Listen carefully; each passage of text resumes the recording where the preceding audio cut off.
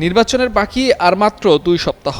প্রধান উপদেষ্টার ভাষ্য অনুযায়ী এবারের নির্বাচন হতে যাচ্ছে এক ঐতিহাসিক নির্বাচন, যা আগামীতে মডেল নির্বাচন হিসেবে বিবেচিত হবে। সেই লক্ষ্যে কাজ করে যাচ্ছে ইসি, প্রশাসন সহ নির্বাচন সংশ্লিষ্টরা। তবে এবারের নির্বাচনে গোপালগঞ্জ সহ 4টি জেলার উপর বিশেষ নজর থাকবে আইনশৃঙ্খলা বাহিনীর। জেলাগুলো হচ্ছে গোপালগঞ্জ, মাদারীপুর, শরীয়তপুর ও ফরিদপুর। গোয়েন্দা তথ্য অনুযায়ী এসব জেলাগুলোকে বিশেষ ঝুঁকিপূর্ণ হিসেবে চিহ্নিত করা হয়েছে। আইনশৃঙ্খলা বাহিনী আশঙ্কা করছে এসব জেলায় ভোটের আগে ও ভোটের দিন নাশকতা, সহিংসতা এবং ভোটারদের মধ্যে আতঙ্ক সৃষ্টির সম্ভাবনা রয়েছে। পুলিশ সদর দপ্তর জানিয়েছে, এই 4 জেলায় অতীতের রাজনৈতিক সহিংসতার ঘটনা এবং গোয়েন্দা তথ্য বিশ্লেষণ করে ভিন্ন ধরনের নিরাপত্তা পরিকল্পনা নেওয়া হয়েছে।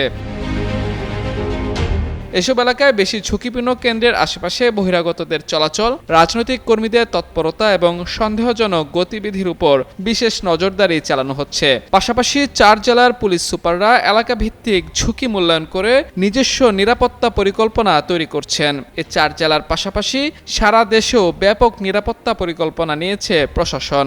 এছাড়া সীমান্তবর্তী জেলাগুলোকেও রাখা হয়েছে নজরদারির আওতায়।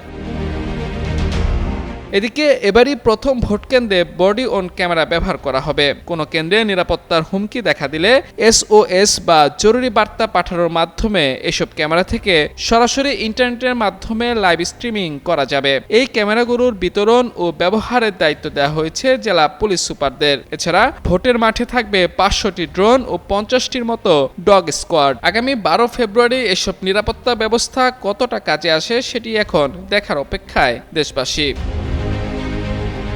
এ বিষয়ে আইজিপি বাহারুল আলম গণমাধ্যমকে জানান, ভোটারদের নির্বিঘ্নে কেন্দ্রে আসা, শান্তিপূর্ণভাবে ভোট দেওয়া এবং নিরাপদে ঘরে ফেরা, এই 3টি বিষয় নিশ্চিত করাই পুলিশের প্রধান দায়িত্ব। আর এটি নিশ্চিত করতে নির্বাচনের আগে ভোটার ও প্রার্থীদের মধ্যে যেন আইন শৃঙ্খলা পরিস্থিতি নিয়ে আস্থার সংকট তৈরি না হয় সেদিকে সর্বোচ্চ গুরুত্ব দেওয়া হচ্ছে। সেভাবেই সাজানো হচ্ছে সব পরিকল্পনা। বুধবার এমন তথ্য দিয়ে প্রতিবেদন প্রকাশ করে দৈনিক প্রথম আলো। মাহমুদুর রহমান, যুগান্তর নিউজ।